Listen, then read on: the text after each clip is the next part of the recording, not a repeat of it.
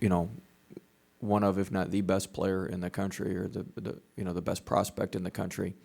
With Edwards, phenomenal talent. It's just a matter of whether or not he's going to make his shots. You can't really stop him from getting shots, it's just whether he's going to make them or miss them. But I think Rashawn Hammonds is a huge key to them. When they play well, he plays very, very well. And so we've got to, we got to do what we can on Edwards, do the best we can on Edwards. But we've got to focus in on Hammonds. And Wheeler, the point guard, is tremendous. I saw him play in AAU a lot when he was committed to A&M, and he does such a great job of getting the ball to the paint quickly. They're fourth in the country in transition points, and so our transition defense is going to need to be much, much better than it's been. And Tyree Crump's a kid in the past who's really hurt us for Georgia. So we need to play well, play better, play with great energy, and play how we need to play to honor the seniors, particularly Skylar and Marshall and Marlon and Wade. So we need to play better and play how we would need to play to honor those guys.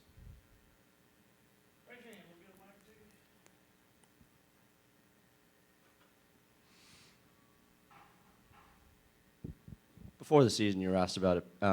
You don't ask a lot of questions. Yeah. This is a good start. Before the season, you were asked about it being Skylar's last season, and you didn't even want to think about it. Yeah. It made you a little sick to your stomach to think about it. And then it's Wade's. They're honoring Wade. What's tomorrow going to be like emotionally for you? It'll be, you don't know till you're out there, but every senior night, there's emotion involved. Certainly, Skylar's somebody we've coached for 3 years, and I said this yesterday. He's made an unbelievable progression, and I give Coach Jones a ton of credit. Coach Jones, recruited Skylar and rode with him as a freshman. You got to ride through a lot of freshman mistakes, and Coach Jones did that with Sky and allowed Sky to grow on the court. A lot of times in recruiting, freshmen always ask me, well, what position am I going to play? And I say, well, there's 2 positions, on the court or on the bench. You want to, you can get into numbers all you want, but you better be on the court, if you want to have a good career and you want to position yourself where you want to go. And so, Coach Jones rode with him early, and it's just a steady progression. I think he averaged 8.3 points a game as a freshman, then 11, then 13 or 14, and then obviously 16 or so this year. And he's just our rock. He's steady. He leads our off-season programs with our workouts and getting guys in the gym extra and just doing everything that you need to do to win. And so, I've been doing this. I haven't been doing this as long as others, but I was telling Coach Nickelberry yesterday, the only player I've ever had that's anywhere close to him is a kid, Cliff Hammonds, who was with us at Clemson with Nick. He's an architect now. He was an architecture major. He used to stay up all night and like Skylar does and just roll right into team breakfast and be ready. It was just the most incredible thing I've seen. And, I guess I've been doing this, 15, 16 years. I've had 2 players in 15, 16 years that are like that, Cliff and Sky. And so it's just unique, and you appreciate it, and you appreciate all of his hard work and everything that he's done for our program. He's seen a lot of ups and downs, but he's worked his way through it, and he's just done a phenomenal job. And then Wade, I saw his mom after the last game, and I don't even know what to say, really. You never want to lose a player, and you still to this day wonder what you could have done to help. His locker's still the same in the locker room. I said yesterday, I still have his phone number, his name and number in my phone. It's just, I wouldn't wish it on anybody as a coach and as a program. Just terrible. So his dad Wayne is just he's the strongest man I've one of the strongest people I've ever been around. I'll never forget, I showed up at that hospital, and I mean, he was the first one that met me. We were kind of the first group of people there, and I mean, he was just a rock. And they're great people, Faye and Wayne, and I think they're doing a scholarship at halftime. Is that right? A Endowed scholarship at halftime, and Wade's. So he's just an incredible kid. He'd been through some ups and downs, but he'd really turned the corner. He was going to be an unbelievable story. He'd turned the corner for in a real positive direction, and just as he was turning the corner, things got cut short. So it'll be tough, knowing he should be a senior and he should be out there, and he won't be, and so it's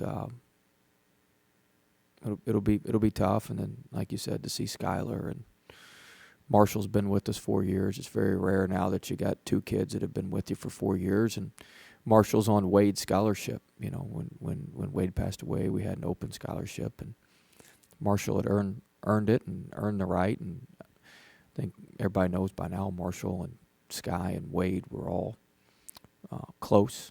And it's kind of funny how life works out. So you'll have Skylar out there and Wade's family out there, and Marshall, who's on Wade's scholarship, and so it'll then kind of comes full circle. But it'll be tough. But Wade would be mad if we were, too sad. He'd say, "Come on, man, pick it up, cheer up." But it'll be tough. Coach, last year you were talking about Skylar, and you went into detail a little bit, just one of his weeks, like the test he would have to take and his academic workload and everything. Can you just kind of share some more on that, how much this guy takes on, not only on the court, but what he does off the court?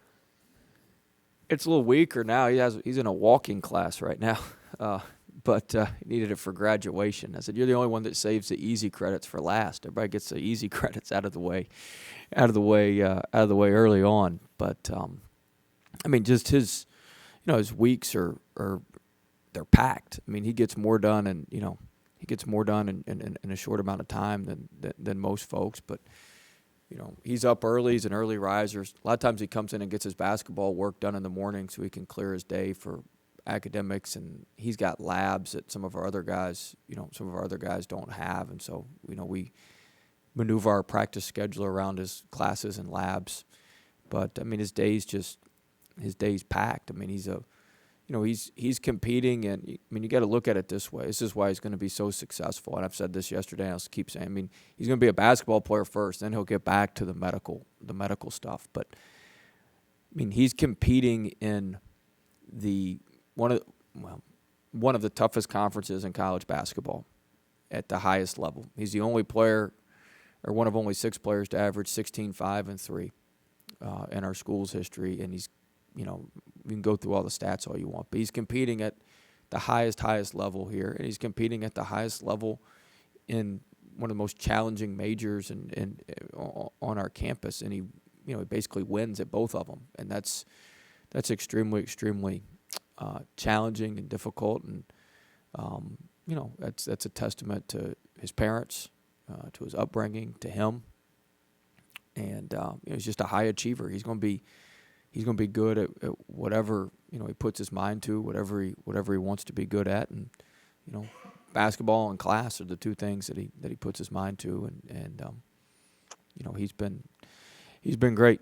He's been great, but sometimes as a coach it's tough with him because you forget, like, he's got problems too. He's got stresses too. You get so caught up in some of your other guys' stresses. Well, he makes a 89 on a test, he's bummed for 2 weeks. Most of my guys that make an 89, they're running in there yelling at me, "I made an 89. This is great, coach." And so you got to understand his it's different with him, and so he's got some different stresses, and so I've tried to be more cognizant of that the last year or so with him, just trying to manage his energy level, because it takes a lot of energy out what we do basketball wise. It takes a lot of energy out what he does academically, but he's as good of a student athlete as you'll find, and he's a very very disciplined. You know, we're on the road. He's in the business center going. I mean, he's got papers scattered. He looks like a mad scientist. He's got papers scattered all over the desks at the business center, studying for tests. When we get back, you know, we may get back 1, 2 in the morning. He won't go to sleep through the night and just cram for the test and get up and go do well.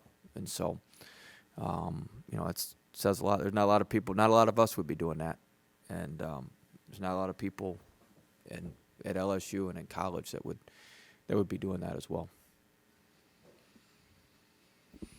As for on the court for Skylar, is there a memory or just a play or something you saw and you just go, that's a trademark Skylar Mays kind of moment, one that you always kind of carry with you? I don't know about that. I just, you know, really the stuff I remember about him is just when we got here,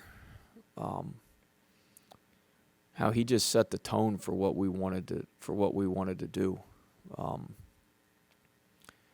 You know, when we got here and we got in that first team meeting, I was sitting there thinking, oh my gosh, what have we gotten into here?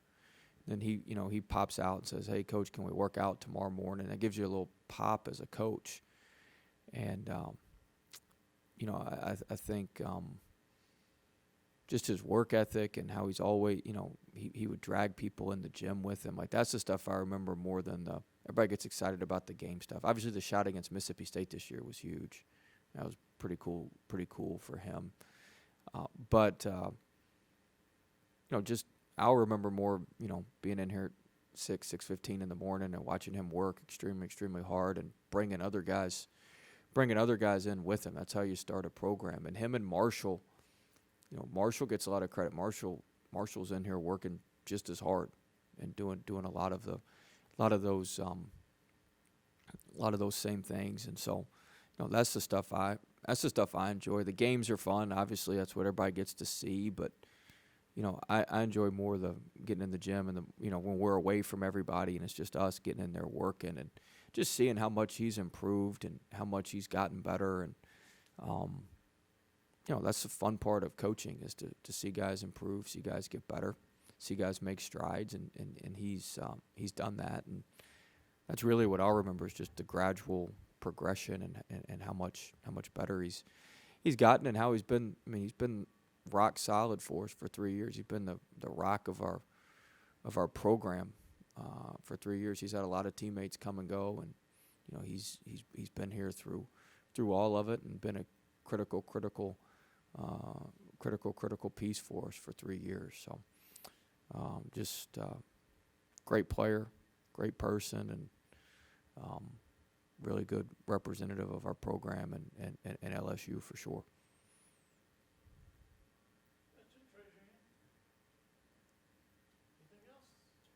Oh. The general feeling has been if a double bye, you're in the NCAA tournament. Do you think this win, if you beat these guys tomorrow, this punches it for you, without doubt? Yeah, I would say so, yes. I would say increases, yeah. I would say we've got a very good chance if we win Saturday.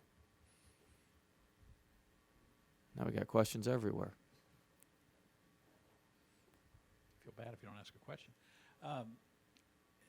A lot of coaches talk about senior day, whatever the sport is, you know, and the emotions of it can be a distraction. Are you a little more worried about tomorrow? Because, like you said, you don't really know. It's going to be a very different senior day than what you'll ever experienced. Yeah, I mean, you worry about that, but I mean, shoot, we just got to go play, and so I think we'll be fine. You know, we've been playing for Wayde all year. We still talk about him. His locker's still in there. I mean, you know, it's not like he's just out of sight, out of mind. I mean, we talk about him all the time. We joke about him. Skylar wears 44 on his wrist. You know, our coaching staff, we still wear the 44 pin. I mean, it's not like he's just. So I mean, he's still around us and with us, and you know, we do events with his parents. His parents come to games. His parents have been back in the locker. I mean, so it'll certainly be emotional, but I mean, you know, I think we'll be able to play through it. Wayde would say get on and let's get going. Let's go kick somebody's ass. Let's stop worrying about all this other stuff. That's what he'd be saying. So hopefully we can adopt that and move forward. You talked about Anthony Edwards and what he brings, and you've had a lot of trouble guarding guards this year, to say the least. You think? What kind Anthony of problems Edwards does- can't wait to get on that plane to come down here. I can assure you. What- what- His eyes are this big. What kind of problems does he present that other guys maybe haven't? Well, he's fit. I mean, he's big. He's physical. Like I said, he can get his shot off whenever he wants. It's just a matter of can you contest it enough or contest it a little bit to try to force him to miss. But I mean, he's an elite talent. There's a reason he's a top 3 pick on every the lowest he's going is 3. There's a reason for that. And so, good work, Jacques. There's a reason that he's a consensus top pick or top 2 or 3 pick, and he's just a great player and a very, very tough cover. And Coach Crean does a great job. I mean, they put him in tons of isolations. When teams deny him a lot, they'll let him play point guard and set ball screens with their other point. I mean, they do just a lot of different things to make sure he can get going downhill and make sure he can attack the rim and play well. So he's an unbelievable talent, and they put him in space and in good positions with ISOs to be successful. I don't know if you like to do this, but does he compare to any player past or present? I'm not big into comparing guys. There's an old saying, comparison's the thief of joy. So when you're always comparing yourself to other folks, it kind of takes the joy away from what you are. It's Teddy Roosevelt, not me. But, I tell our guys that all the time, don't compare yourselves to other folks, And so, I mean, he's Anthony Edwards to me, and he's going to be a heck of a NBA player. He's going to play in the NBA for a long time, decade plus. And he's going to be, very, very successful at that level. And so, I don't like to compare guys or any of that because he's his own guy, and he's worked hard and put himself in a good position to be a great player, and he's had a very, very successful freshman year at Georgia, and will have a very, very successful NBA career as well. I don't think there's any doubt about that. You done? You kept raising your hand, Glenn, and then. Oh well.